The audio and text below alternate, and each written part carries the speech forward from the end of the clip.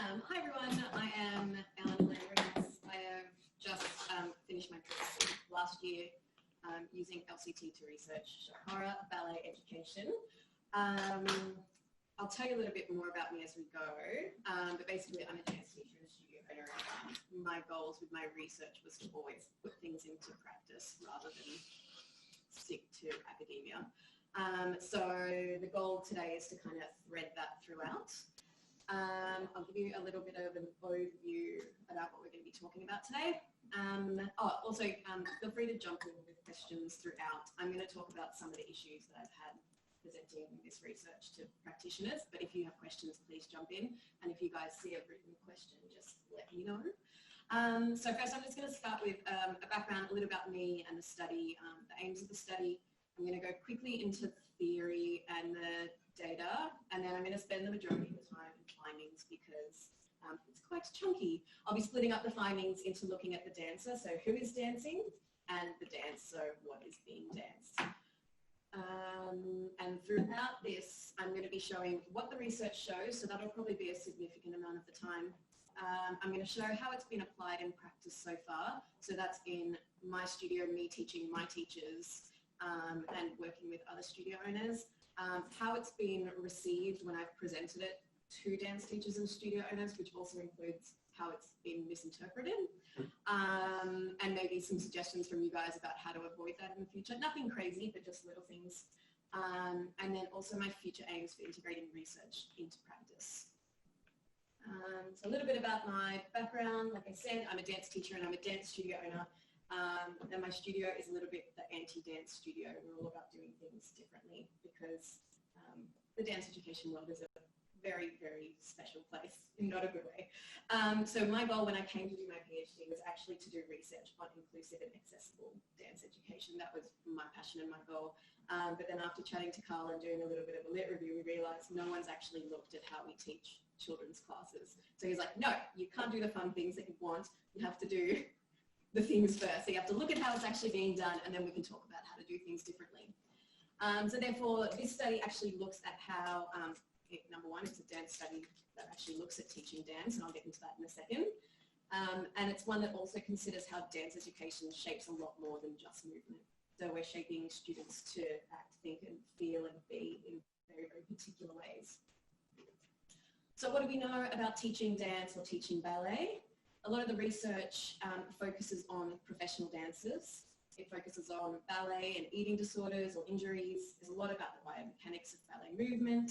And when we do get into teaching dance, it focuses a lot on college or conservatory settings. And by the time these students are getting to that level, the dance has already been taught. It's just further refining, really working on making it beautiful and technical at that point. So what does some of the literature tell us about teaching dance? Well, according... Yes, so is there a tendency to focus on the elite thing? I mean, like, yes. I was just thinking, Saul wanted me if we had to go teach, he didn't want to disrupt by leaving halfway. So, but he, with his jazz thing, his jazz PhD, there was so much focus on just your big jazz names and not the actual, how people, like young people learn. Yes, there's definitely a focus on ballet or dance as performance rather than ballet or dance as in how it's taught and how we get there. And the stuff that is focused on in terms of how it's taught, focus on, that pre-professional, just a step down. So apparently according to some, a book called Teaching Classical Ballet, what does a master teacher do? They insist that students correct their eating habits instead of covering up the evidence of excess. That's what a master teacher does. And there's a book full of classic claims like this. When searching, trying to find out more about teaching dance in literature, we also get lovely poems, but very little that actually tells us how we teach dance to children, what that involves. So after a very joyful lit review, we figured out the needs of the study. Number one, it needed to explore the primary side of dance teaching, which is children's dance classes. That's where it all happens. It needed to look at both dance and dancers, so movement and who's doing those movements. And it also needed to show change over time. And so we have LCT to the rescue. So from LCT, this thesis or this study used specialization and semantics. specialization was used as a bit of an overarching structure. It kind of shaped the research. You can, if you're familiar with LCT, you probably get a sense of that already in terms of, you know, looking at the dance and the dancer, so epistemic relations, social relations. For this study, epistemic relations are looking at the movement. So within the setting of this study, it's also technique, so how we're doing the things that we're doing, and their relations to music and performance as well. And social relations are ways of acting, thinking, feeling, being, like a ballet dancer. And semantics was used to show how these things change over time. So I'm going to talk about it a little bit later on, but I used epistemological condensation to show how teachers build complexity at different rates. We used epistemic-semantic gravity to account for how teachers shift between different contexts. So there's the moves that we're dancing right now, but then there's also these abstract principles that underpin the way we move. And axiological-semantic density and axiological-semantic gravity to show how behaviours and dispositions that are idealised for ballet dancers, how these are accumulated and transferred across contexts as well. If that all sounds like blur, I will explain that. So, yeah. So just a quick little rush into the data. The other shocking thing about all the literature is that there is very, very little that actually used video data, which I just, yeah, for something that is taught in a class and uses the body, it was very necessary for this study. So video observations of children's ballet lessons. I used the Royal Academy of Dance ballet curriculum. That is a curriculum that is worldwide. It's one of the biggest curricula out there for ballet, so it was something that was more likely to be representative of what's going on in studios across the world. It's also very tightly bounded about who can teach it and how they teach it. I looked at two different grades. Grade 1, so these kids are around 7 to 8 years old, and it kind of marks the start of their, like, we're doing not baby ballet now, we're moving up and we're doing real ballet. And then intermediate foundation, which is the first level of their vocational graded pathway. So these kids are between 11 to 13 years old. They're just starting to do point work, and it's a lot more serious. It's a big step up. So I picked those two grades because they're the first of their pathways. They're more likely to be explicit about what's actually required of students at these levels. I only filmed it at one school, so it's a very small study, but this school has a very strong reputation for creating very quality dancers, and a lot of them go on to professional careers. There were 3 teachers, 1 for grade 1 and 2 teachers engaged in a co-teaching arrangement for intermediate foundation. Each of the grades I recorded 5 lessons as close as possible to the start of the year. So it's when these things are initially being taught and other things are being refined. Did some teacher interviews, and I also did a follow-up observation of a mock exam, which is like a pretend exam situation which they run at their studios. That was the closest I could get to collecting data on an exam setting. Yeah, so I'm going to swap now to looking at how we build ballet dancers. So from a specialization point of view, how are we developing social relations? So how do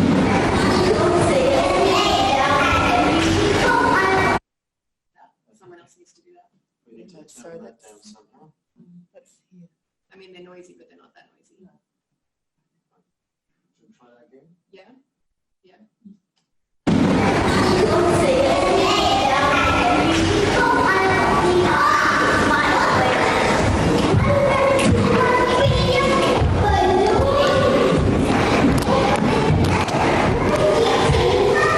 We'll jump on each other's backs.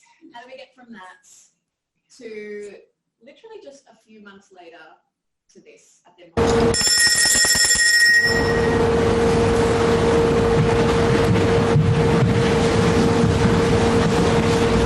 Good morning. Good morning, Miss Nick. Good morning, Mr. Sandy. Good morning. So, perfect lines, absolute respect, very organised. How do we actually get there? And the answer is very slowly and with a lot of pain. So what is actually being taught in these lessons? How are we actually developing that in our students? So there were 2 different things that arose from the data. Teachers were teaching behaviours and they were also teaching dispositions. And when I was first going through all of this, it actually started with there's ways to do ballet and there was ways to be ballet, and then they evolved into behaviours and dispositions. So behaviours are ways of acting as a ballet dancer. They're external. You can see them. So you can see someone standing still. You can see someone wearing the right uniform. dispositions are ways of thinking, feeling and being as a ballet dancer. These are often understood as inherent qualities of things that students already bring to class, but that's not necessarily the case. They're generally internal, so they're not easily seen, but they are demonstrated in particular ways, and I'll get into that soon. So let's have a look at how that happens in grade 1, so our little kids that we just saw then. So in grade 1, there was a really strong focus by the teacher on developing student behaviour. It actually really astounded me. I'm a teacher, I teach kids all the time, I really focus on behaviour, but I was very surprised how much of that lesson was actually devoted to getting kids to be the right type of person rather than just do the play in the right kind of way. To the point where some of the most salient or significant teaching moments actually focused on the dancer, not the dance. In grade 1, this specific teacher developed 10 ballet behaviours. For this teacher, students needed to efficiently respond to instructions, they need to be well presented, they need to get ready to dance, they need to be prepared for class, remember the steps and corrections, be quiet, respect authority and hierarchy, attend class, follow etiquette and protocol, and make sure they practice as well. So that's a lot of things for a little 7-year-old to do, but they do it and they do it well. So let's have a look at how that's done. So for example, this example here. Okay, just to recap all the new things that we did on Saturday. We finished the whole dance on Saturday, didn't we? Some of the students, yes, yes. One kid, no we didn't. Yes we did, Penelope. I don't think you were here. It's very important that you come to every lesson. You can see here, it might seem mundane, trivial, but this is a perfect example of how we start to develop attendance as an important trait in a ballet dancer. This one here. There's still a little practice that needs to be done for a lot of people on the exercise. I don't think that we can waste any more time going over the exercise. That makes it really unfair to the people that have practice and know what they're doing. So that's it. No more training for that one. You need to know how to do it. So here we can see that the student who knows what they're doing, so they remember their steps and corrections, and they've actually practiced, that is the student that's valorised in this class. In this example, we can start to get a bit of a sense of positive charging and negative charging as well. You know, the students that have practiced are being valued and the students that don't really know what they're doing are not. And another example, now these are all the things the examiners have to tell you. She's just going to say transfer of weight, and then however you present yourself in 2 seconds is what's going to happen. So if we're here like this or we're jumping around, she's going to mark what we see. So this is an example of teaching students how to get ready to dance, and in the exam that's very much what happens. We saw the examiner ring the bell before and the students ran in. That's how they do it. She'll say demi-pliés, they run into position and they do their exercise. She'll say parallel ensemble, they run to their next position, do their exercise. And then this one here, I chose a student, this is a teacher explaining who gets the Student of the Month award. I chose a student that usually is working very hard and not talking. Today, I was a little bit disappointed, Zoe. Every time I looked over, you were talking to somebody, but usually you're very focused. So Zoe got the Student of the Month award because she works hard and she doesn't talk, but today she didn't really meet those standards. So you can see they don't have it all the time, but sometimes they start to embody these traits that are so desired. So when I present this to teachers, when it gets sort of this point, I like to get them to think about all these different actions and behaviours as like independent little stars, little things that exist out there. And I'm going to come back to this a little bit later, but keep this in your mind. So there's all these different things that students need to do, and this is not even an example of all of the things. Students need to practice, stand still, listen to the teacher, so on and so forth. I'll come back to this in a second, but let's have a look at dispositions now.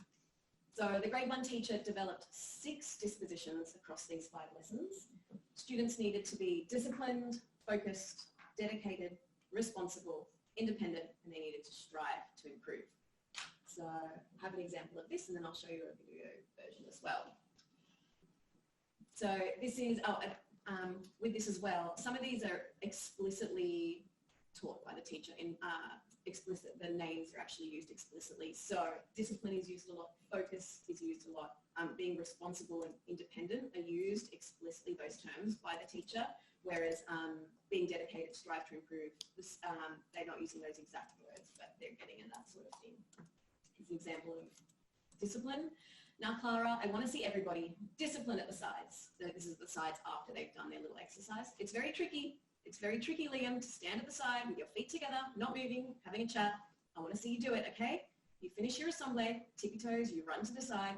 You don't have a chat to your friend, lean up against the wall. You stand in first, very disciplined, with your arms by your sides. Yes? Happy, you can do it. So there's a whole lot going on there. You can see that the teacher takes a bunch of different actions like moving, chatting, leaning against the wall, and she negatively charges them. These are the things she doesn't want them to be doing. At the same time, she's taking a whole bunch of actions that she does want to see and positively charges them. She wants them to run on tiptoes, not just any old how. They need to stand at the side with their feet together in first position and their arms by their sides. So we can see two different clusters of actions happening here, stuff that they're not meant to be doing and stuff that they are meant to be doing. And this happens throughout the lessons. Here's an example of her developing responsibility.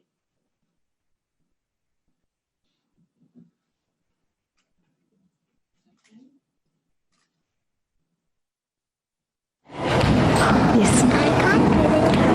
Right. Was that because you weren't watching and weren't concentrating, weren't listening? I saw you over there looking into the corner when I was showing you how to do it. But when you did it, doesn't mean I like it. Oh my goodness, we have to have a big talk this class. It's very important listening. A lot of the time when I'm teaching things, people's eyes roll back and they go into la la land. Okay, and then you come, and then I watch you, and we have no idea what we're doing. Whose fault's that? Whose fault's that? Yours! You've got to take responsibility for your own learning. When I'm teaching you something, you've got to be listening, okay? Because then it's going to waste everybody else's time because they've been concentrating and listening and they've learned it, and then I have to slow the whole class down for the people that couldn't be bothered that day. That's not fair at all, is it? So we can see, so basically, if you didn't hear it at the start, one little student came up and was like, I can't get it. And that's her response to it. So we can see there's a whole bunch of things here that the teacher is negatively charging. We don't want to, if you don't know the steps, if you're not paying attention, you're not listening, you're not watching, you're slowing the class down. And she's valorizing the student who listens, who concentrates, who learns the steps. So this is done for all different dispositions throughout the data. When teaching teachers, if we go back to that little image I showed you before. So when teaching teachers, that's a mouthful. I remind them that there's always different actions, behaviours. So you might have seen that like listening appears in lots of different things, being able to stand still, watching, listening to the teacher. So we have all these different actions that students need to be able to do. And at any time, based on whatever situation is presented in front of us, we can tap into these specific actions and put together a little constellation of whatever we're aiming to teach, essentially. So let's say I'm aiming to teach discipline in this very specific setting. In this moment right here, it looks like they need to be listening to me, they need to get themselves ready to dance, they shouldn't be talking, they need to be practicing, they need to follow the rules that I'm establishing, and they need to stand still. So at any time, we can plug into all these different actions and behaviours as long as these things have been established. So that's an idea of how we sort of accumulate different behaviours together. But we can also start to see how we're shifting context dependence as well. So ballet behaviours are more concrete and they're generally more accessible and simple. And I say generally because it's a bit of a problem with ballet education that things that they assume are very easy to do, like standing still, are actually not accessible or achievable by all students. And then we have ballet dispositions as more abstract and they tend to be a lot more complex. So a real ugly figure here. If we start to think in terms of axiological-semantic gravity, we can see at the bottom here, this very, very low level, we have, yes. Oh, axiological-semantic gravity, yes. So it's shifting, it's different degrees of context dependence, but instead of looking at, in this case, how dance movements come together, it's looking at actions, behaviours and dispositions. So we're looking at things like values, ethics, morals, those sorts of things. In this case, we're looking at behaviours and dispositions. So different degrees of how something relates to a specific context. It can be more concrete or it can be more abstract. Things that are more concrete, well, in this setting, concrete things are very, very specific and they're very clear as to how they're manifesting in a particular way. So with being ready to dance is standing still with your feet in first position. I'm messing this up. I'm going to go over. I'm passing. I'm off track now. So let me explain it through this instead. No, that's okay. I should have had a slide on that. So hopefully this will explain it for you. So if you tell a student to be disciplined, let's say if you're teaching your 6 to 7-year-old how to be disciplined, you can tell them to be disciplined, but what does that actually mean? Yeah, it's a very vague term. It's very flexible. It can look different in different ways, in different settings. When we're teaching discipline to students, we don't just tell them to be disciplined. First, we take a whole bunch of different actions. So we've got to stand there, look out, heels together, very disciplined. We have to listen to our examiner and do what we're told. We shouldn't be talking. We've got to get ourselves ready to dance. So there's all these very, very specific actions that students need to do in specific times. These actions are picked up into generalized behaviours. So being ready to dance, remembering steps and corrections. Remembering steps and corrections right now, in this little quote, is remembering what the student needs to do when they run to the side. That doesn't apply to all settings. That only applies to this specific setting. Then, so from there, we take our generalized behaviours and those are then picked up into being disciplined. So disciplined is made up of all these little parts, which are behaviours which are then demonstrated, is the word I'm looking for, by different actions in different settings. And we'll have a look and we'll see how these relate to later years as well. So as an example of how disciplined is developed. And then we have being responsible. So you can see remember steps and corrections is an important behaviour for demonstrating discipline, but it's also an important behaviour for demonstrating how to be responsible. In this case, she's talking about how we had the same coaching on the exercise, so we should all know what we're doing, rather than what do you need to be able to be doing at the sides. Being responsible means that students also need to be prepared for class, and they also need to be focused. This one's an interesting one because focus is another one of our dispositions. So we can see sometimes certain dispositions are developed through behaviours, and other times it's actually behaviours and dispositions that are coming together. So you can see it gets very complex very, very quickly. So what do we know from this so far? Teachers teach very concrete actions: stand still, bring your drink bottle to class, don't talk. These are then gathered together into generalised behaviours. Get yourself ready to dance. Make sure you remember your steps and corrections, make sure you're practicing. And these are then assembled and reoriented towards teaching dispositions. So being dedicated. And it's only with the right behaviours and the right dispositions that students are able to work towards becoming the ideal ballet dancer. So I have a little switch now. Yes, so the little mini triangle at the top is the student that is actually likely to become an ideal ballet dancer, and that little pinpoint at the top there is where a lot of the whole white, pretty, petite notion of what a ballet dancer actually comes in. So we don't hear a lot of it in the classroom explicitly. It's implicitly there with like, oh, your beautiful long legs and your pretty face and things like that. Not that much, but it is there. But we can see that it's not just that that's holding, that legitimates who a dancer is. That's often how it is regarded, is that if you're white, you're skinny, you're really coordinated, then you're going to be a successful ballet dancer. But no, you need to actually be able to do the right things and be the right type of person as well. I'll just add something to that, which is that I always hate the structures, so like knowledge structures and lower structures, but we actually and it was really useful in this case. I thought they wouldn't be useful for this is for those anybody who's read any LCT. This is a Noah structure. Yeah, absolutely. So it's a hierarchical Noah structure, and the best thing about it is it actually shows from a teacher's point of view. So a lot of studio owners have this problem that at the very base level of their studio, preschoolers, grade 1s, 2s, that sort of thing, it's really full. I'll have hundreds of students at this lower level. And then as the students progress, you might have 16 kids in a preschool class. I would never do that, but a lot of people do. Then as they go up, by the time kids are doing advanced 1, advanced 2, so they're about 16, you might have 4 kids in a class, if that. So it kind of shows that there's this drop off, or it kind of gives an account for how students get lost along the way.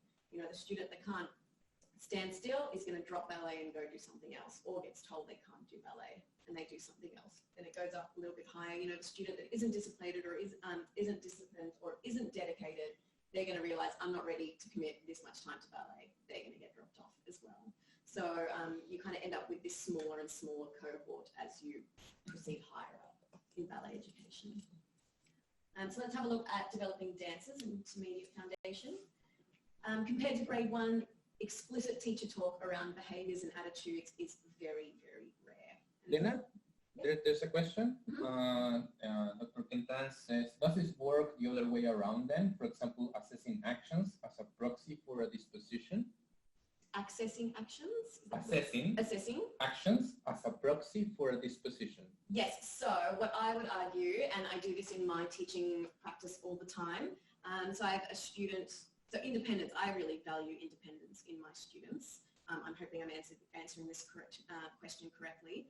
But for, I have a student that I work with closely, she has ASD, and for her, independence at the moment is being able to open and close containers by herself. And that's what we're working on for her in class.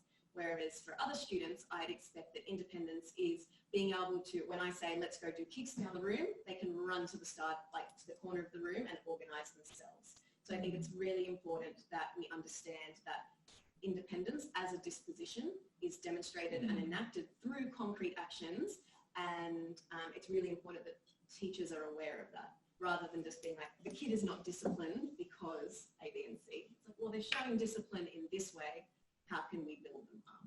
And to what level can we build them up? I don't know if that answers your question. Well, we'll see. We'll find out. Yeah, thank you. Cool.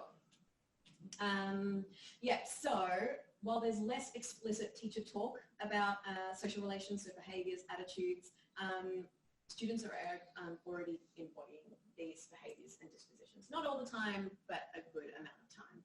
When the teachers do explicitly teach things, it's when there's something new present. So we find it a lot when students, they're putting on point shoes for the first time. So these rules and conventions over how we should put them on, or when there's increased expectations. And I'll show you some examples of this as we go through.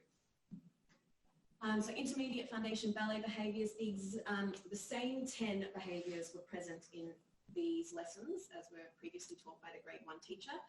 In addition, there were 2 other behaviours that the 2 teachers in this grade were also developing, and this was the need to work hard and the need to self-correct. So I'll give you some examples of how these behaviours are developed. So in this example here, girls, we need to look a little more professional when we turn. It's really appreciated in the exam. Just turn, place the hand, and get ready. So here, it's not just getting ready to dance. You need to do it like a professional now. Expectations have been increased. There's a very specific way that they need to turn, face the other side, and get ready to dance. We can also see behaviours come together a lot more as well. So in this example, we'll see how personal presentation and getting ready to dance are brought together.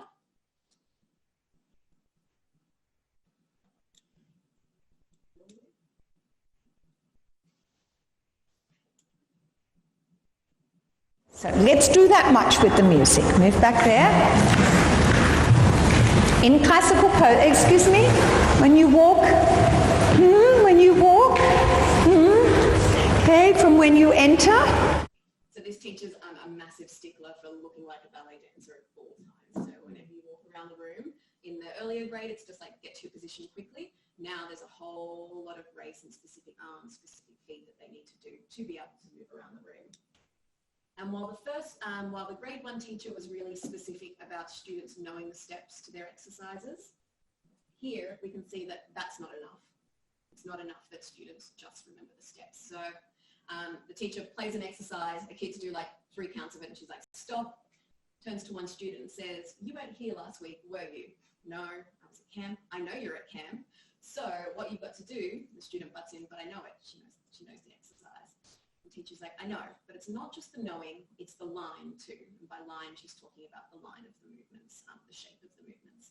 So what you've got to do, if you're away, you have to say to the other students in the next class, what are my notes? What did I miss? What can I go over? You know, because you've got to be a little bit responsible for that as well. And we can see here that the teacher's already starting to pull together different actions, like asking other kids, you know, what are their notes, what has she missed, as well as being responsible too. In terms of some new behaviours that are being taught, just watch there, Sally. Yes, good girl. What did you do just then? You corrected yourself. What did you adjust? The student says, my hips. The teacher's, good girl. So the student who self-corrects is valorised, and this happens a lot. I love it too. I can't say that I don't. The student who knows, because it shows me that they know what they're doing and they can fix it themselves. It shows awareness.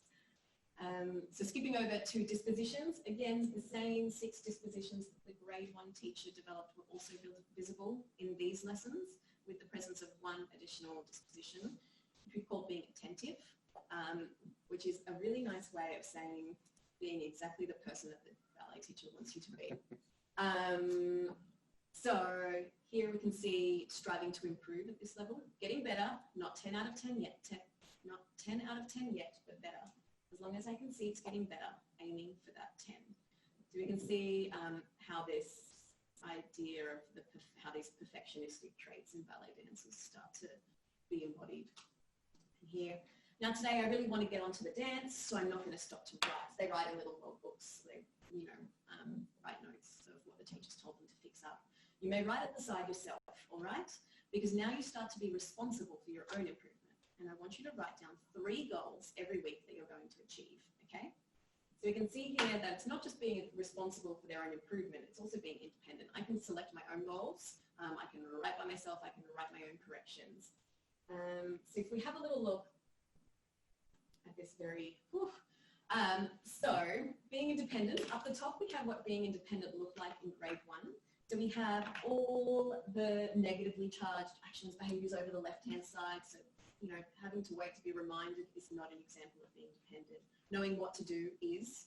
And we can see how the intermediate foundation teachers tap into the same behaviours and actions, but they also start to add new ones as well. So the thicker black circles are where the teachers have explicitly mentioned the exact same thing. So no teacher likes having to repeat themselves. And knowing what to do is really, really valorised. But we also have other things. So being able to self-correct, that's an act of independence. Being able to practice on your own without being told, that's an act of independence. Challenging yourself, that's also very valorised and shows an independent dancer. And if we have a little look here, when it comes to shifting context dependence, so taking actions and picking them up into behaviours and then again into more flexible dispositions, in the grey, we can see these are the things that students in intermediate foundation are already doing. So instead of the teacher spending the first 5 to 7 minutes of every lesson getting her students in line, they automatically run in and prepare themselves. They get into line, they space themselves along the bar, and they do it on their own. They remember where to stand and how to do things with very few reminders for teachers. They're always, almost always listening to, actually this class is always listening to the teacher. And then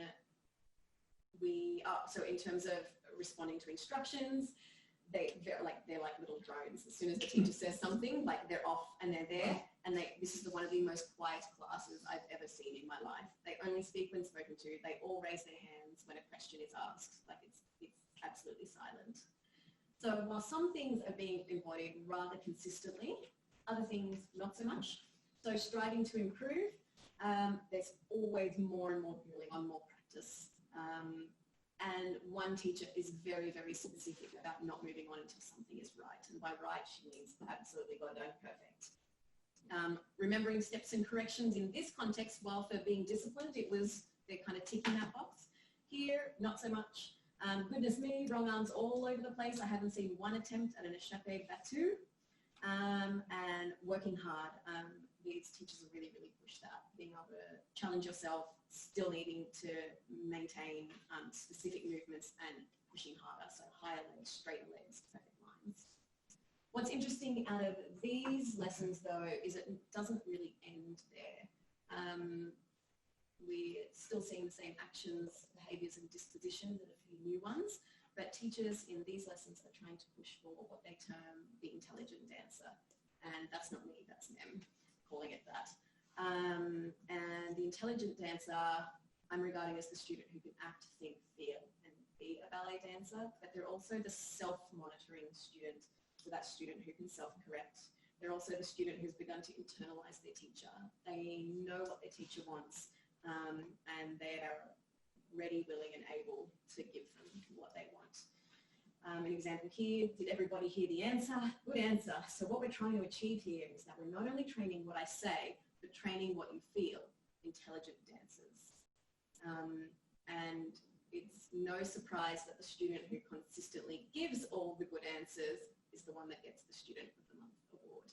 We often hear things like, it's the student who'll absorb the most corrections from myself and the other teacher. So here's just an example of some of the things that the intelligent dancer picks up. By rights, the intelligent dancer picks up all the behaviours and all the dispositions. But that would be a very, very, very big slide. So when it comes to remembering steps and corrections, it's not enough that they know the steps. They have a lot more nuanced understanding of the steps. So a difference between allegro and an adagio piece of music and how that impacts the movement, or even an allegro and adagio type of glissade, a specific movement. This is what's expected of students. Sophia actually didn't put her hands on the bar. She was really trying to develop her own strength. She's working hard and she's independently pushing herself out of that. So if we turn back to this hierarchical Noah structure here, we can see that it's actions, behaviours and dispositions that are needed, but these as well are then picked up into this idea of the intelligent dancer. And this is the student that is likely to be very, very successful in a ballet education setting. So, quick little summary, that's a whole lot dumped in a very short amount of time. What this shows is that there is so much more to being a ballet dancer than just stereotypical ideals of being white, pretty and petite. Legitimacy in ballet requires students to act, think, feel and be in a very, very specific way, and it's a very specific way that's not accessible to many, many people. These behaviours and dispositions, they're explicitly developed over time, just like ballet movement, and in the earlier years there is so much more focus on this than on the movement. And I think what's the most important out of all of this is this idea of, I like to call it Noah work, that early education, early ballet teachers do.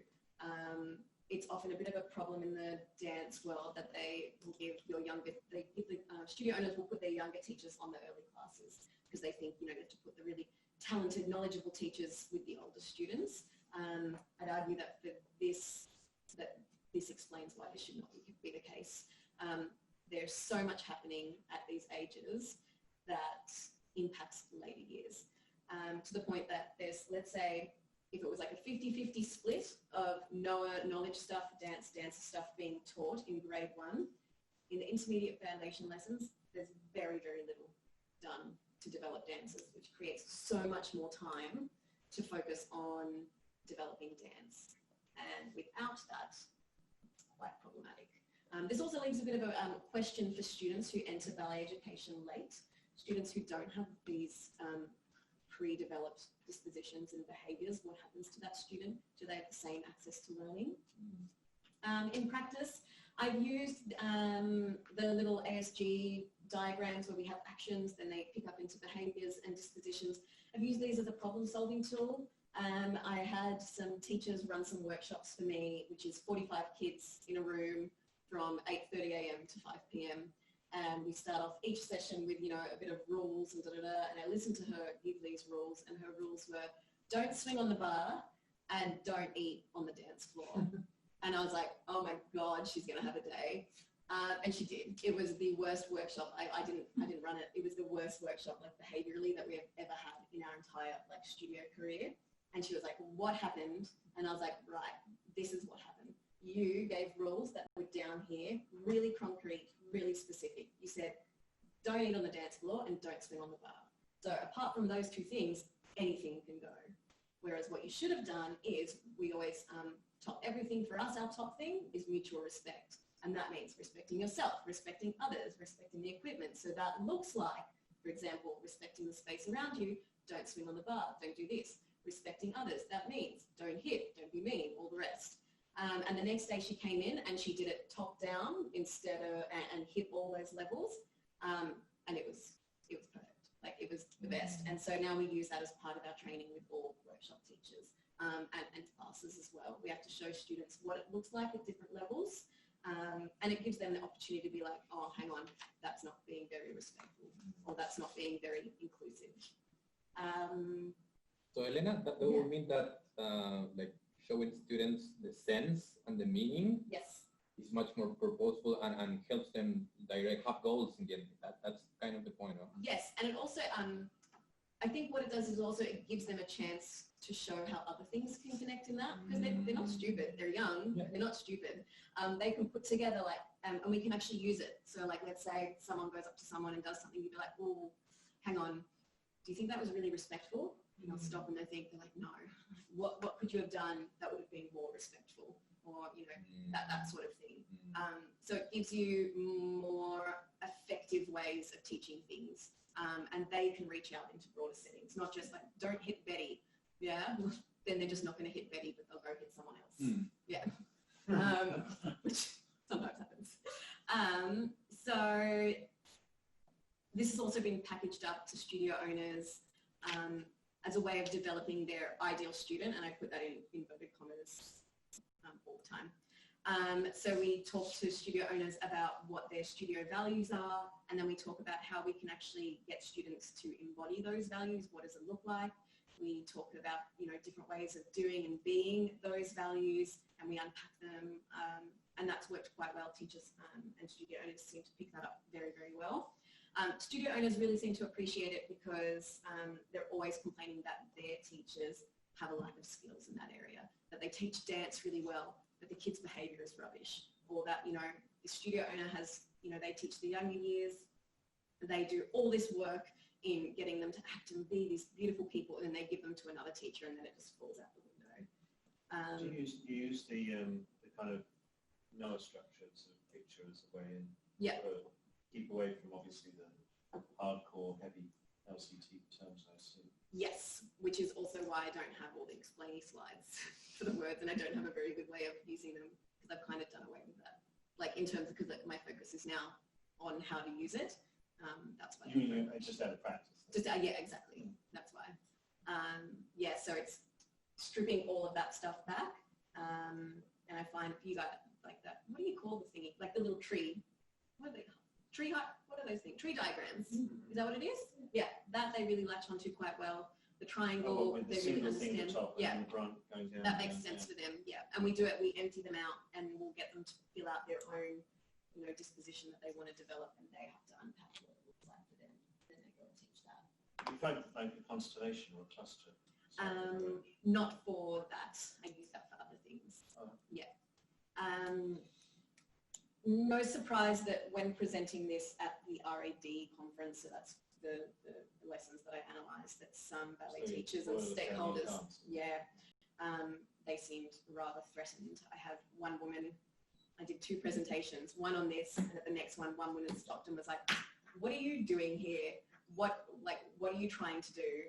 What is it that we're not doing that you think we should be doing? And I was just like, so much. But anyway, those will be the last people to bring around, so that's okay. Future aims is to make tacit knowing of how we're doing these things so much more explicit. Some teachers do it really, really well. They don't know how they do it, or they don't know why they do it. They just do it. Other people don't do it at all. We're doing a workshop on May 17th, so I'll let you know how that goes, if it bombs or if it goes great, to learn this a method for developing dancers so they can teach their teachers. And for me, it's creating an alternative model that is more inclusive. So at the moment, this triangle model assumes that very few people can be a legitimate dancer, but everything I'm about is the absolute opposite. So it's trying to figure out another way to represent that for teachers as well. And I'd also like to do a larger study to look at, this is just a few teachers in one very traditional setting. You do the more inclusive thing by getting them to discuss what should be at the top? Or... Yeah, I think the actual whole model thing, I don't know, I'm thinking a ladder instead. That's like everyone can go up and you can go at different ways. Well, although the triangle doesn't necessarily have to be the numbers of people. It could be the numbers of, like there are fewer dispositions than there are behaviours than there are instances. That's true. Maybe it's a thing of like, once you see it, you can't unsee it. But just for me The numbers. personally. Oh, yeah, that's yeah, why. yeah. But Yeah. it doesn't, I mean, yeah, but... It doesn't have to be that.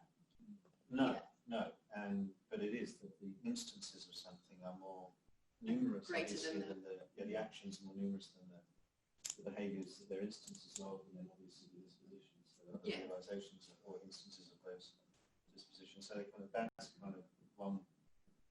I think the triangle would be No, it would be a whole still lot easier for me. because then they can see that there's a lot of, they can understand then perhaps that there's a lot of things covered by a behaviour or an disposition that makes sense of it. Yeah. So you've got like a generalisation as a behaviour, and then you've got an internalised generalisation as it were, as a disposition. And people take through a load of context. Yeah, I definitely. assume. I could do that, and that would mean I don't have to reinvent the wheel either, or triangle. And then you also don't have to argue with anybody who says, but not everybody can become Yeah. ballet dancer. So I'd love to argue with them though, because that's not what it's about. It's, you know, an ideal student is very different to a ballet dancer, and that's where I think a lot of it gets conflated. Is that we look at what's happening in the world of ballet on stage, and that's how people teach, and they're two different things. Ballet education and ballet on stage are, that's part of the problem. Yeah. But even ballet on stage, in a way, it depends on the company Yes, now. absolutely. Because in some of the American ballet companies, you're actually seeing this ideal shift. It's not necessarily white, it's not necessarily super skinny, it can be really muscular for a woman.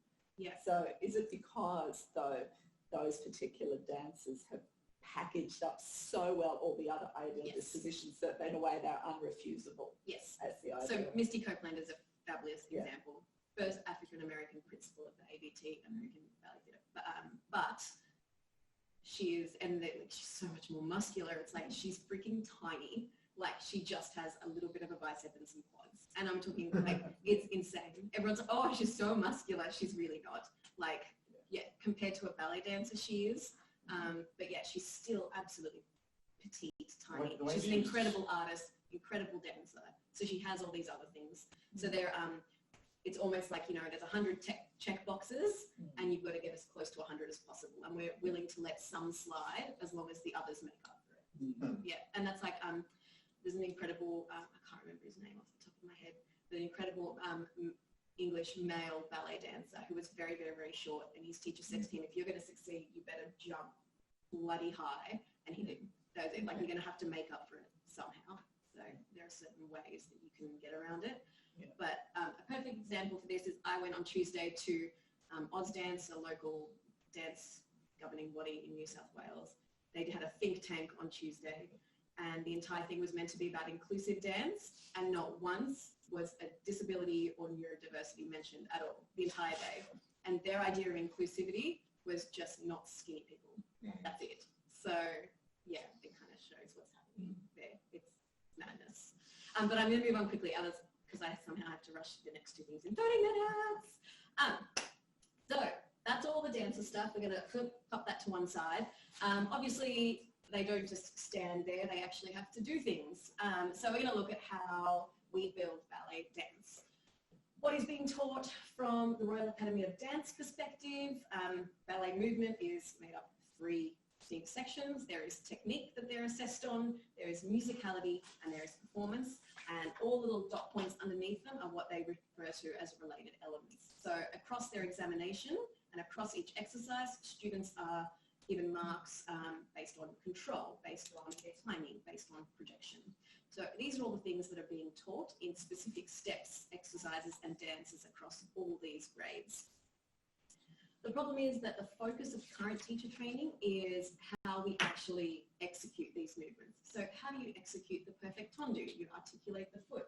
How do you do a petit jeté properly? That's how teachers are being trained to teach. And that's okay.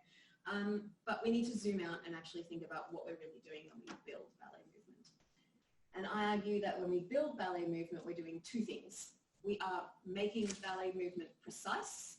That is, we're building complexity into movements. We're making movements really, really highly detailed. And we're making connections between movements as well. And we're also making it transferable. So, you know, we'll learn a plie in this exercise, but plies exist all through ballet. And in many, many different ways. as well, those technique, music, performance elements, they also manifest in different ways across contexts as well. So to build ballet movement, we need to make it precise and transferable. So when it comes to making movement precise, we think, how do we turn this little kidlet it's the same move, but how do we get them from that to that? We call this, on the left there, we call that tongues of pocket rockets. Little kids, when they try real hard, we stick their tongues right out. So to look at... Why don't they retain that for classical ballet? Pardon? I know, it's so good. It's very precise. And there's very different angles, too, depending on the type of concentration. Missing out a whole section. Missing out so much. It's not nice when you're that person with the face in it. Get it out. So dance teachers, we're almost always building complexity. We're always adding stuff. We're always refining things. The amount of times, especially in intermediate foundation, we hear the words not clear enough or details. So how do we account for different ways that we build this complexity? So to account for this, I've turned and created a translation device for epistemological condensation, or rather I have, after a long time of trying to create my own, realised that this one does a bloody good job. There's so many, I'm not even kidding, I spent months and trying to figure out the words, and I'm like, oh my God, I'm not very good with words. These words do the exact same thing as these ones. The only thing I changed was on this second little level. For people who don't know. Okay. This is. For people who don't know, so semantic density is the degree of complexity of anything. Yeah. And we, Jagen and I developed translation devices for the whole of English discourse. And this is the one for... This is epistemological condensation. That one's for clausing. Clausing. Not for clausing, but no. Yeah. But we created translation devices, which is like a typology for being able to move between the continuum of semantic gravity or semantic density or whatever it might be, and particular examples of instances, because you have a continuum, that's wonderful. You need to chunk it up for analysing data. And so we create categories and types and subtypes.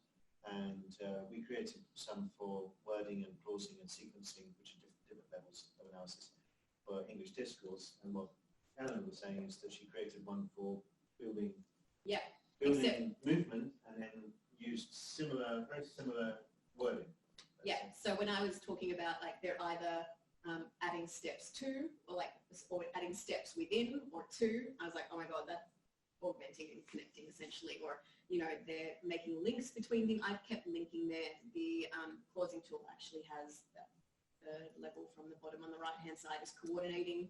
I didn't use that. You're like, oh yeah. I was thinking there's something about that I just missed. The reason I've changed that, so that is one of the ones that stayed the same from my earlier versions. The teachers are linking between different exercises. I'll go through this in a second. I opted to not use coordinating because it's a technical term in dance, so it would be confusing. So this would be, this is just for those people who don't know, this is a kind of like, this is how much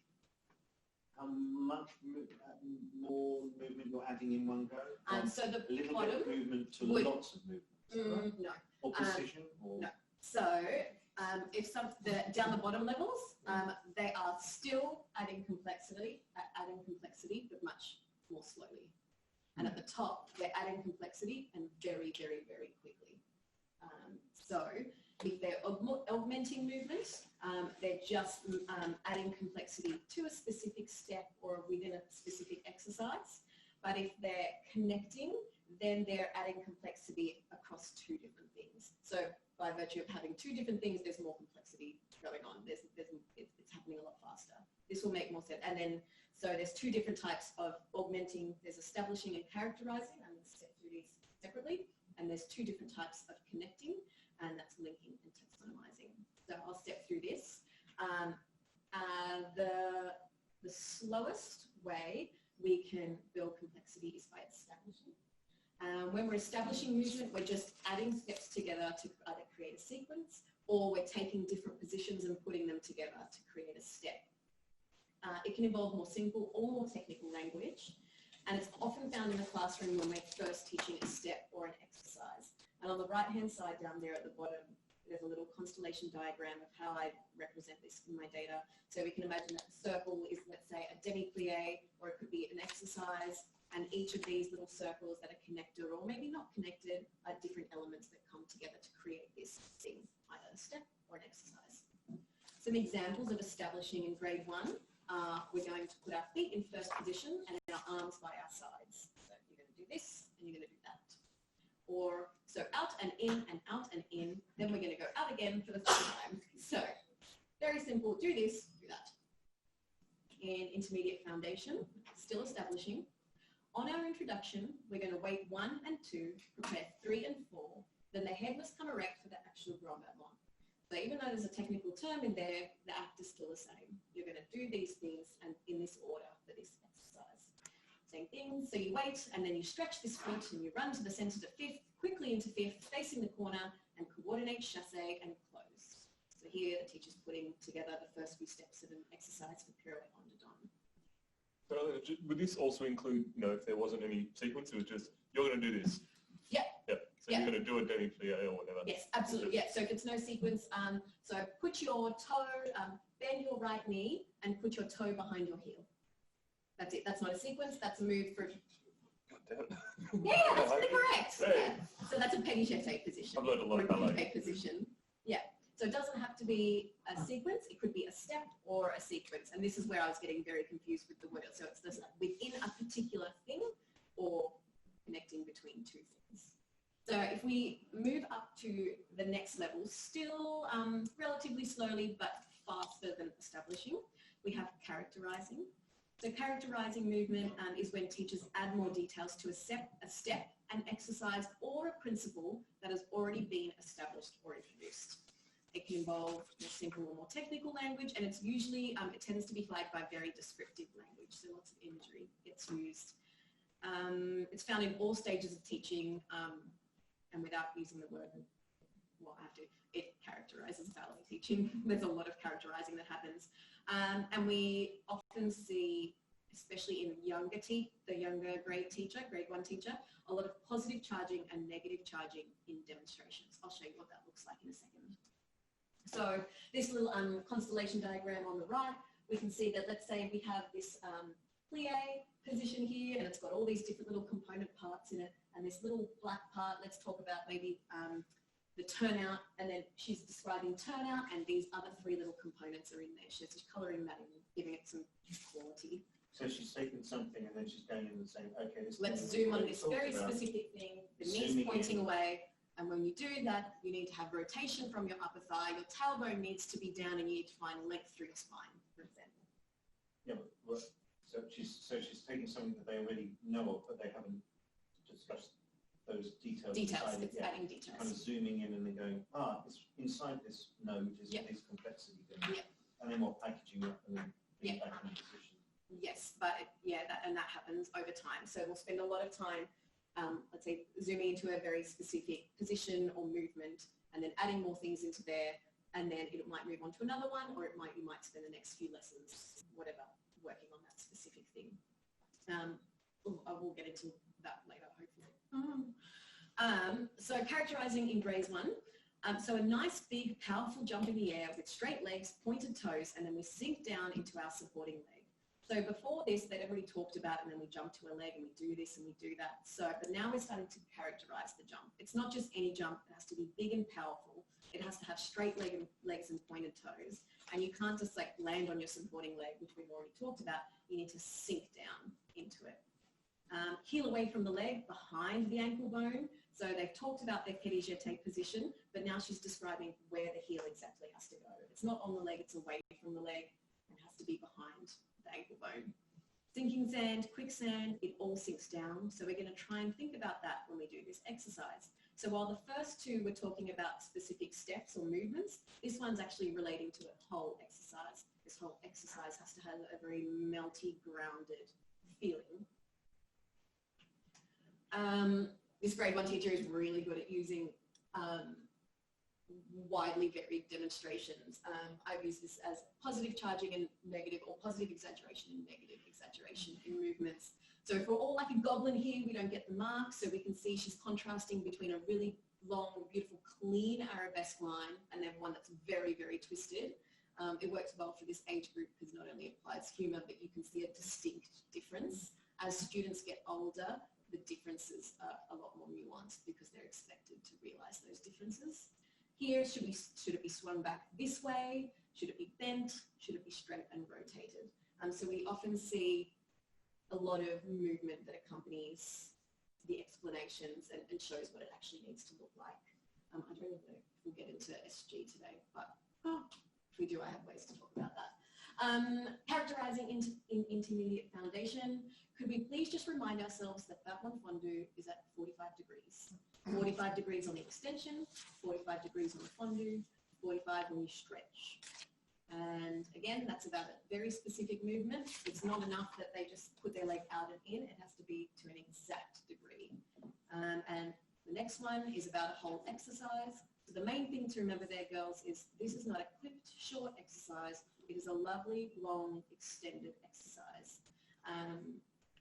Here we have as well an intermediate foundation. They use less physical demonstration in terms of their bodies doing the exact movements, but we see a lot of we hear a lot of vocal accenting, rhythmic punctuation, like clicks, claps, strikes of the arm. Here she's talking about the extended movement of something, and as she goes, shh, she draws her hand out, kind of like she's conducting that movement.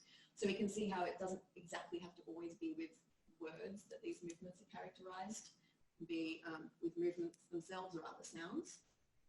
As we jumped up into a type of connecting, we have linking movements.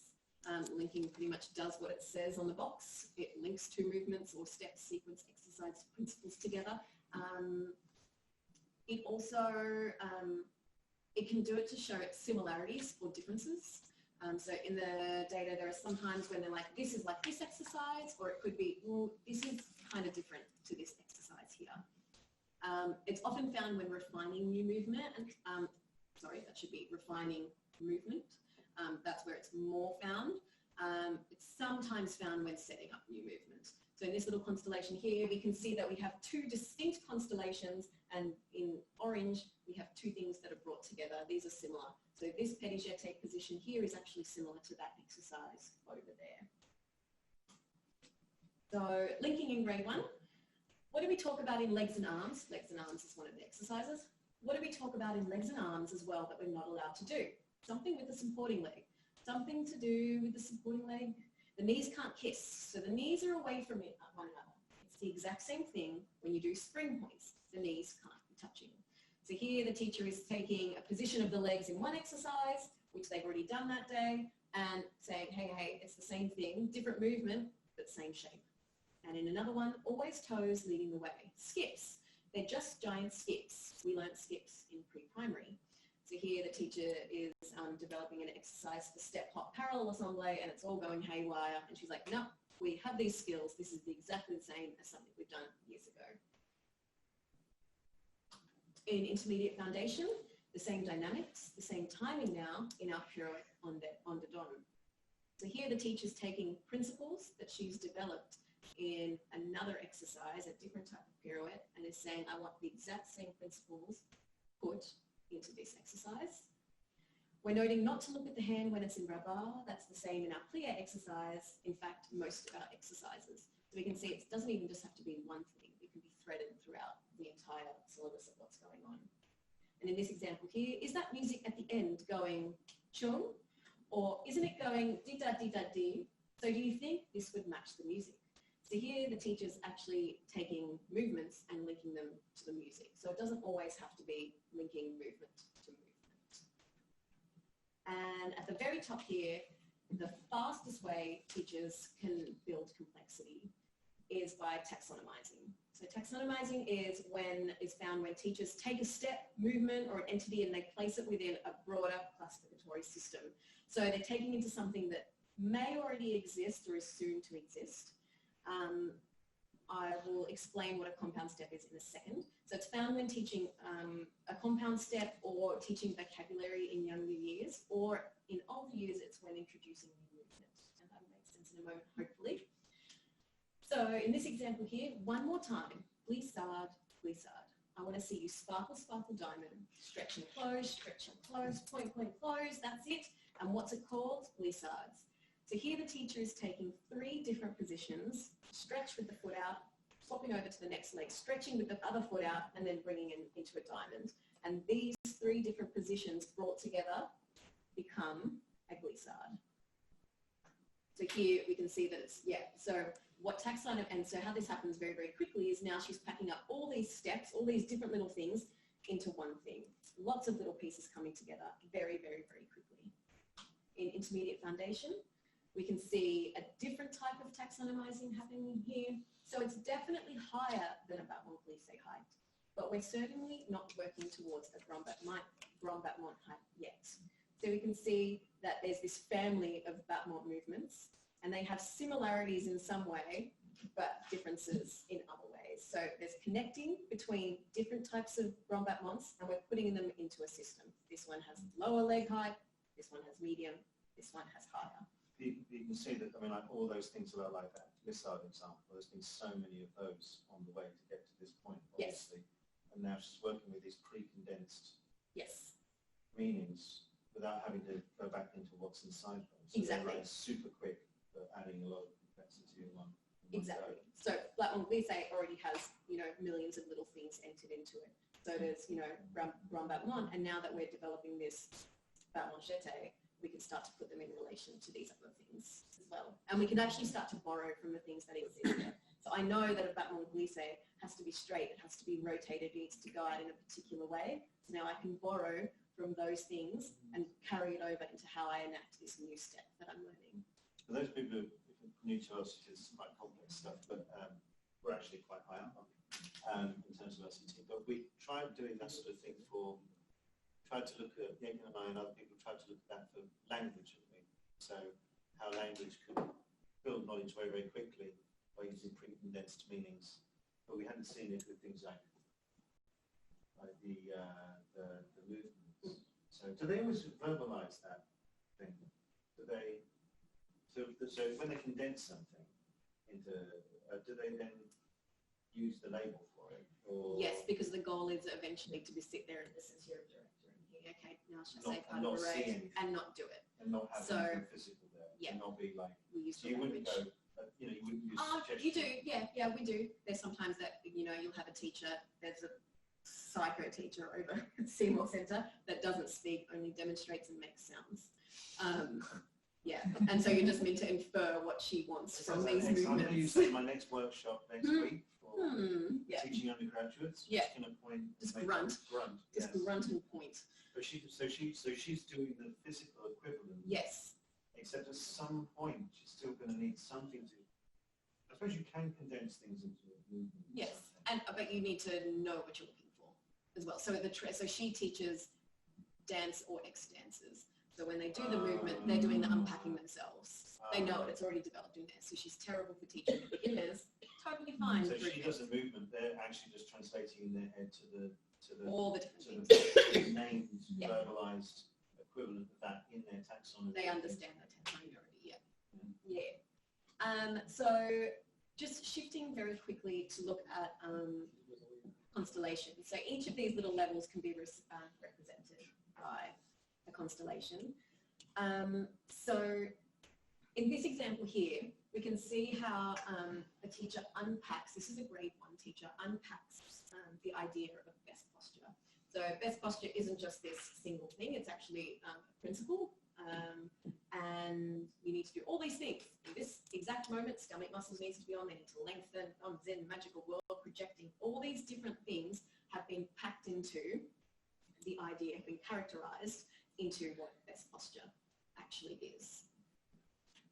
So keep that in mind, and we can have a little look here at an example of how this is done. Okay. So this is what happened to our magical world? It dropped down on the floor. It went to the side of the wall. It looked like it was moving everywhere when we did that.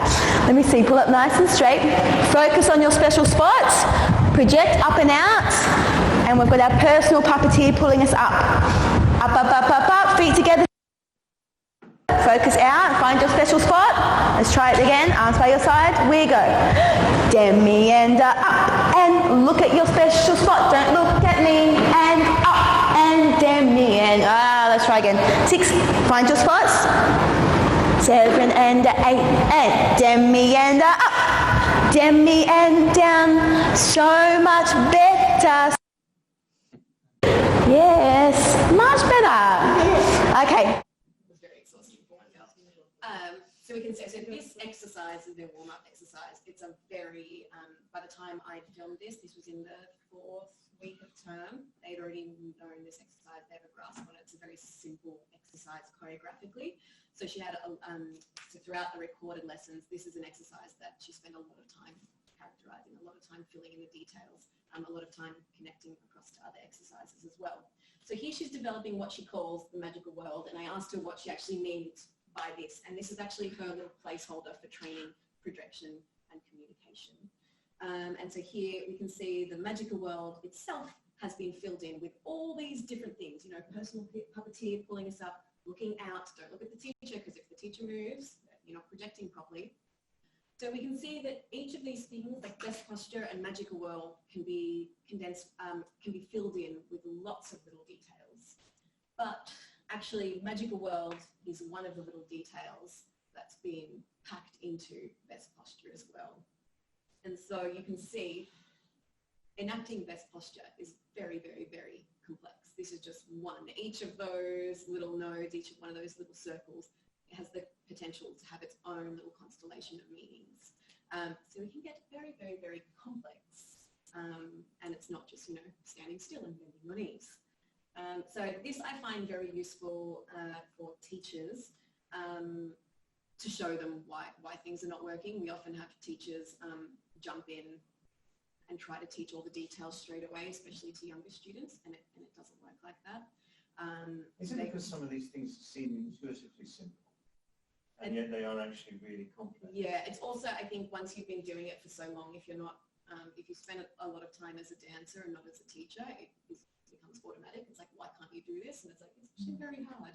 Or they're not aware of the interrelatedness of them, and also just the developmental stages that kids go through and what is possible. It reminded me of this. So we did this big study of like the seasons, how they teach the seasons in science in secondary school. And you think the seasons are really easy, and they clearly chose it because like everyone experiences the seasons.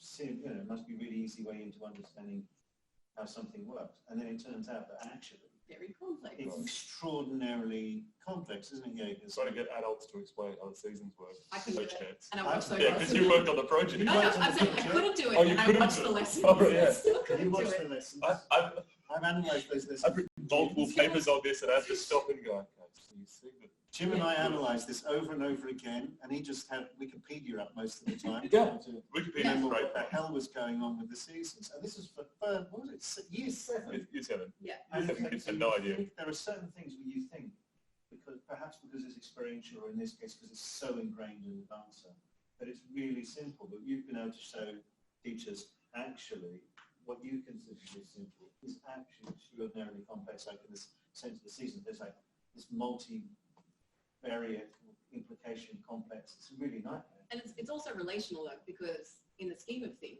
this is simple.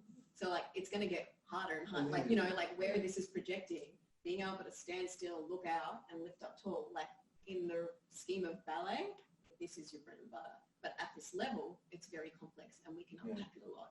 The other thing I really like about this is that it also shows that you don't need to use big fancy principled words all the time. So magical world is actually a really, you know, she got them to draw on a piece of paper what it looked like. And that's a really fantastic teaching strategy. And so she's using that instead of projection and communication. And then in a couple of years' time, it'll be like, okay, now we're going to unpack that actually is projection and communication. Swap out the name. Yeah, exactly. And they've already got it. And we can make that more nuanced. I think I will finish on this one and then scoot over because we won't have time for ESG or epistemic-semantic gravity. So just some little things that were noticed throughout is that in grade 1, there was a lot more time spent on establishing and characterizing. Those were the simpler. The lower level, so the slower ways of building complexity. Whereas in intermediate foundation, interestingly, establishing is much more efficient, most likely because you can actually say, okay, and now 3 grand battement devant and rise, 3 grand battement à la seconde, rise, 3 grand battement derrière, rise. So it's so much quicker than doing it when they have less things to work with. But it's what's being done earlier on that affords that efficiency. Linking tends to appear in more familiar exercises. in fact, the first time that the teacher tries to begin teaching an exercise by linking and taxonomizing, it's a spectacular failure. And she tries it for 3 weeks and then has to, quote unquote, strip it right back and start again. So I don't have the data to discuss that, but I would, as a teacher, I would hazard a guess that at an earlier age, it is actually better to go bottom up than top down. I can't confirm that though, but my gut instinct and what I've seen, it would be that. And there's very minimal taxonomizing that happens. At this stage of learning, this is not representative of the whole year. It could happen later on that year. There is, in intermediate foundation, there is a significant increase in time spent characterizing, and the detail, like the level of detail of that characterizing is so much deeper as well. So was that the second? That was the second one. If we invert those bullet points then, so if we turn them upside down, so that... Oh, yeah, you can turn them that way, so they're level way. Establishing and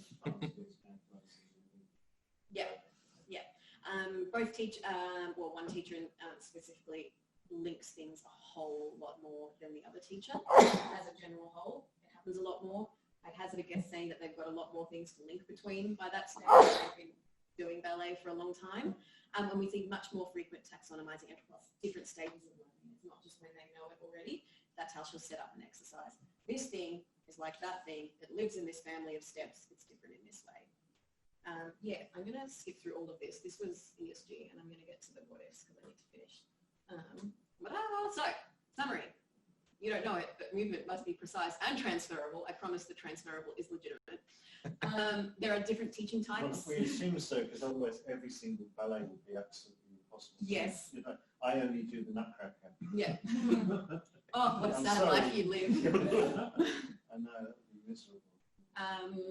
Yeah, so although you could, that would be an excuse to not be able to do anything. So that makes it a ballet, but only one. Only one, exactly. So there's all these different types of teaching, and some of them are building complexity, and others are showing how things manifest right now. So this plie right now, or something about all plies. Maybe they're talking about a specific step, or maybe they're talking about weight placement. The intermediate foundation teachers as a whole tend to enact greater semantic range at the time of data collection. I think that's important.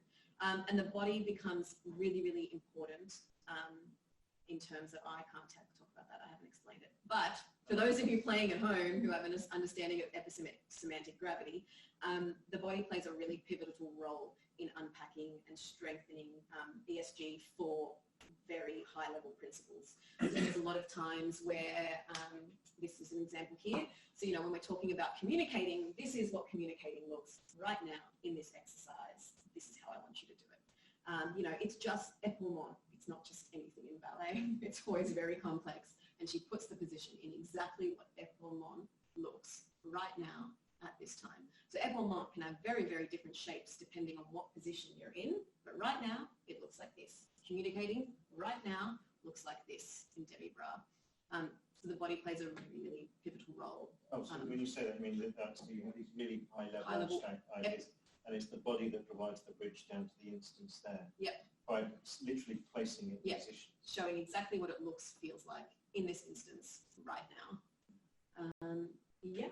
So in practice, I taught epistemic-semantic gravity to my team, but I didn't talk to you today about it. But as a little note, they understand the wave, and I can't talk about that because I didn't do it. They get that quite well. Semantic waves? Semantic waves and 2 of the levels, ultimate and rules, they really quite latched onto those. I'm going to be teaching them epistemological condensation yet. As a bit of personally, I use both translation devices to analyze and evaluate my teachers. And it's one of those things that, I don't know if you've ever just been in a room, you'd be like, this teacher sucks. This actually tells me why they suck. And it's very, very interesting. So I use it when I hire new employees. I use it when we do performance reviews, and I can say, I'm going to use a different name, Mary, Mary, you're teaching in this class, like it's a little bit low level. You're doing a lot of establishing and you're doing a lot of present teaching, but like where are the rules? Where's the characterizing and the linking? That's what's lacking. And then we can actually use it to talk about, how can we go forward from here? So it sounds like the translation device is actually quite useful because the words in it, the types in it aren't as the kind of intuitive words rather than sort of like things like epistemological condensation. Yes, except when you get to the word taxonomizing, which I'm going to have to change for real world use. Categorizing? Pardon? I was thinking either classifying or something like that. That's just a little bit like, even though that's like a word, but I think for like the everyday dentistry person, I think that'd be more like easy to grasp. Interestingly, I've used it to watch, to analyze real-time teaching that is meant to be ideal from the artistic director of the Royal Academy of Dance. And it was not so ideal. It was a massive flat line the entire time.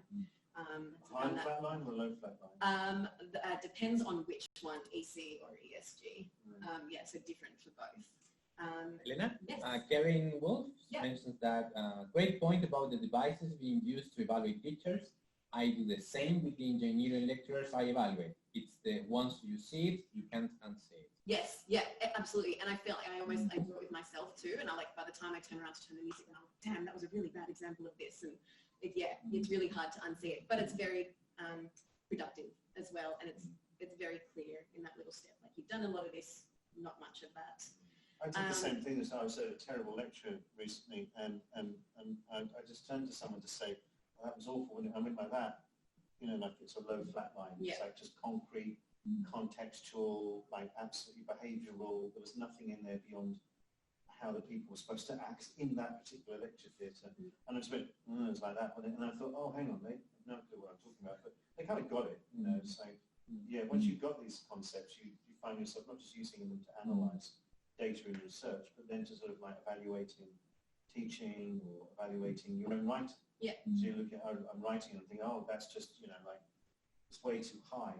And suggesting ways to fix it, which I think is the most important part, because you can be very critical of teachers. It's easy to do, but can you help them do it differently? And can you explain that in a really, not only positive, but clear way?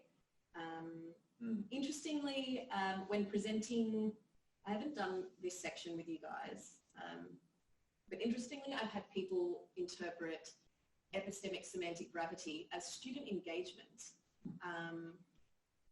So I don't know if that's an issue with how I'm presenting it, but again, I didn't get to present it to you guys today. But yeah, so a lot of dance teachers came up, and some people understood it for what it was, and some other people came up and were like, oh, that's great, you know, just for like the different ways we could engage our students, which I guess at a certain level is correct, but it's not correct at the same time. So is it because they're thinking it's taking abstract things and bringing it down to where the students are? I don't, and it's like, well, some kids will maybe, like, once they've learned many things, will understand principles where others won't. I think that's possibly where it's getting lost. Yeah, so it's like, it kind of makes sense, but it doesn't really hold the meaning of what it should. No, because that means that they think that students are like either one way or the other, exactly. And it can lead them to make wrong actions. Yes, exactly. So that's interesting. I think I probably need to maybe present it a few more times to figure out what I'm actually saying or not saying for them to come to that conclusion. There's a little bit of a struggle for me with accessible terminology and how I'm talking about these things, but I guess that will come over time.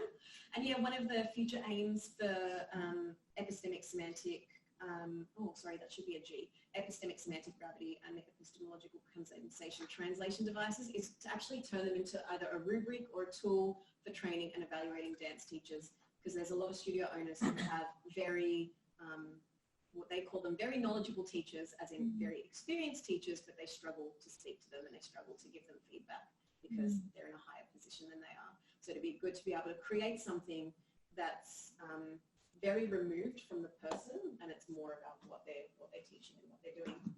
Yeah. Sorry I didn't get to do all of it.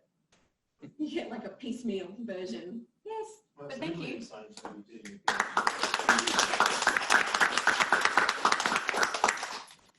That's the hard thing when you've done a PhD. It's really hard to choose a bit of it to talk about. Yes.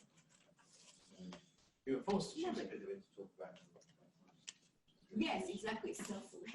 One of the things I know everybody's get up, one of the things I really, really like about Elena's studies is that Yakin and I were spending ages and ages and ages trying to do these translation devices, which are the means of showing how to enact an LCT concept in a set of data for English discourse. And it was when we saw Elena talking really early on, wasn't it? Years ago, about how more and more, you know, you went through about 30,000 different versions of your constellation diagram. I found some the other day and I'm like, that is ugly. Yeah, but some of the really early ones are actually really useful for us because we suddenly realised it was, or at least for me, we suddenly realised the number of different things being added was a really good marker of, you know, semantic density and condensation and increasing complexity. And sometimes it's only when you actually see something in a completely different field, like ballet, and we were trying to do English discourse, not movement, and then you suddenly see something you've never seen before. So I always think it's really valuable to hear stuff that's in other topics. Yeah. Oh no, I'm kind of somewhat related, but just coming in as a coach. Firstly, I absolutely loved that, like all of it. As a coach, I think that was one of the best kind of descriptions of coaching practice I've seen. Coach of what? Tell people you're not a bus. Volleyball. And I'm just, my question is kind of related to your training of the teachers. The project I've got at the moment is looking at coaches of various sports. And I'm working also with a person whose job is to run coach development across the entirety of volleyball in Australia, both indoor and beach, from the absolute baby level to the international coaches that, you know, coaching professional players. And he's got a series of issues about trying to teach the coaches their own dispositions, but not only that, the coaches being able to move between different levels from, you know, teaching a squad of 6 to suddenly having a national selection camp of 150 where they've got 7 coaches below them and they need to be able to do it. Have you, I don't even know what my question is, but do you feel as though these can be kind of translated into not just the disposition, understanding dispositions that coaches are teaching of the ballet dancers, but the step up, how you can teach the coaches to change their own dispositions and stuff? I should say coaches, ballet teachers. So that's kind of the goal, is that, so what I'm going to be doing, putting this work out in the future, is to not only teach them on a specific, like, you know, this is what you're doing, this is how to teach what you value, but hang on, now let's have a look at that and see how the things that you value may be limiting or enabling certain learners. And being able to show them, like we talked about before, how different dispositions that they value can be achieved in different ways. I think the biggest thing is teaching, my goal now is to teach the studio owners how to do it and understand it themselves, but give them the tools to be able to teach their teachers how to do it. I would love to hear how you do that. That's what I'm worrying about. Thanks so much. I'm so glad I came and maybe let's hear. Oh, good. We love it. I can do it. So can you. So regarding student communication, maybe because you were talking that the lower level, they talked more about establishing and describing, and then at higher level, was linking and taxonomizing. So maybe when they refer to student engagement, it's just like if they are too at a lower level, maybe some things can go over the head. Actually, so this actually still works. I understand everything. It's a different one, just so you know. I know, I understand. But just maybe what they mean by student engagement is maybe like you as a teacher adjusting, you know, along that climb. Like, because if you're using too much linking and taxonomizing, it might go over their heads, it might be bored. Like, I can't do that. Yes, the density a few days ago, or months ago, or years ago, or even the SFL. But, you know, if you, and vice versa, if you do a lot of establishing and characterizing, they're much higher level. They, again, might be bored because, like, you don't have to spell it out for me. I'm bored. So maybe that's what they mean, like engagement. So if I adjust, this high level, I need to move on to the higher levels of complexity, or now, you know, they're very bored, I must, you know. Definitely. So maybe that's, I think that's part of it. Except their discussion of engagement was just over this device here, but it still applies, because things in the present are like, you dance this, you do this now, and principles are very like you weight placement and dynamics. So I think what you're saying still applies. And I think also because when it comes into the alternate level, we didn't discuss this, but that's where a lot of imagery comes into play. So imagine you're this, and don't squish the lady beetle, and that sort of stuff you know, is where is what I can't use the word characterize are features of the alternate setting. So yeah, that could be, you know, that's the stuff that we bring to our teaching to make it more colourful and fun. So I think you're right, in that's how we're getting into the engagement.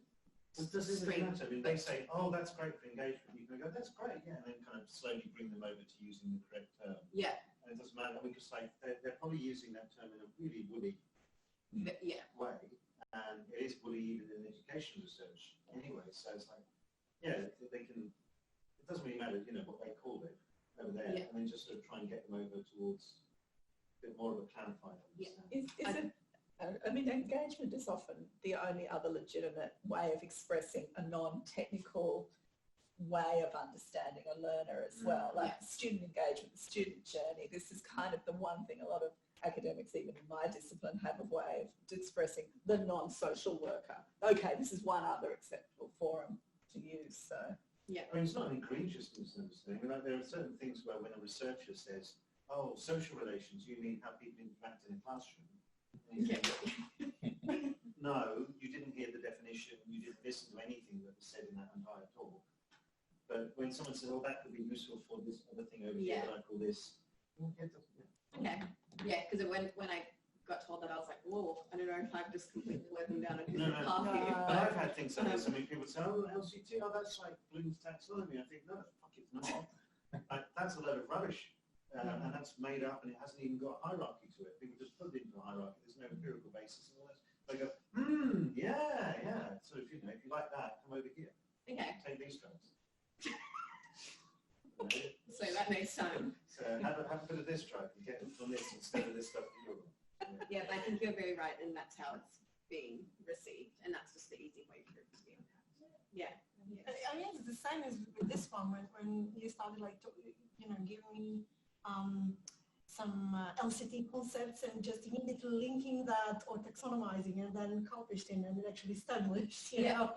I was like, okay, so this is, you know, very relevant to me, and then, you know, I can start following. But for these guys, I guess it would be rather boring. See, well, what you've got there, that's a brilliant analysis actually of what happened there, because you've got like that would work perfectly for those people in the equivalent of intermediate foundation. Like, they already know LCT, they don't need to have it defined. And then we've got people here who are like, you know, grade 1 LCT, and you do need to do that. And also it's a really good example of how you said earlier on, if you've been doing something for a while, you kind of like, there are muscles that you forget. You know, you kind of forget, oh, I haven't been doing that for a bit, I haven't been using the LCT, so I haven't been needing to do that definition. And so, yeah, it's kind of like, it's a good reminder to oneself, have I done, you know, have I got all those levels? And I'm always telling people, never feel worried about doing those lower levels, because that's the bit that often people worry about. I know that's not what you do, but when people are doing talks or whatever, they often think, oh, I can't do the low levels in the talk. Oh, it's definitely what I've left out.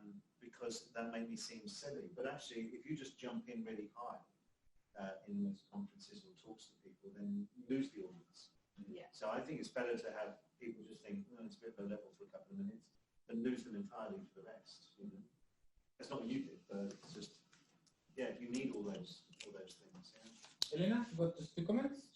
Karen said, would love to collaborate on your ESG and EC rubric to evaluate teachers, similar issues in STEM teaching. Great presentation, Elena. So 2 thumbs up, I'm in. Engineering and ballet. And it's STEAM. Then it's STEAM, it's not STEAM. And Helen Diaz said, thank Elena for us. It was a great presentation and appreciated hearing how the work progressed. Lots of implications for our context and for using LCT. Well done. Yay, thank you. I've got to say Thank you for watching and staying up because super late. That's the middle of the night for them. It's very late. Go to bed. So thank you.